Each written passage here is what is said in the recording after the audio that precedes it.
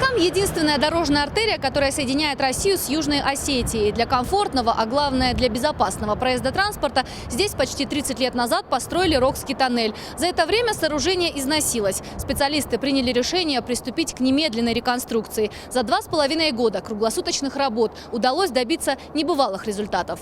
Сегодня официально Рокский тоннель был открыт. Традиционная красная ленточка, брызги шампанского. Этого дня ждали все. Событие по-настоящему историческое, ведь ремонт здесь еще ни разу не производился. Первыми по обновленной дороге проехали главы республик Северной и Южной Осетии Таймураз Мамсуров и Леонид Тебилов. Все эти годы тоннель верой и правдой служил всем нам. Он сблизил юг и север. Он обеспечил нам фактически крепкое рукопожатие на долгие годы.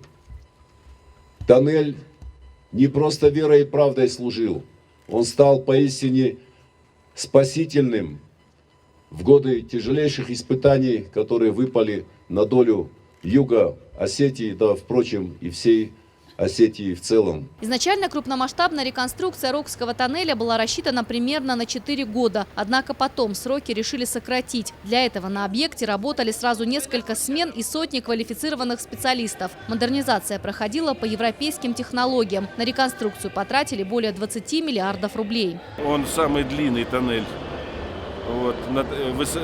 высокогорный, самый длинный тоннель в своем классе. Поэтому и проходка, перепроходка больше километра в год, по сути дела, никто не делал. Мы сделали 4 километра за 2,5 года.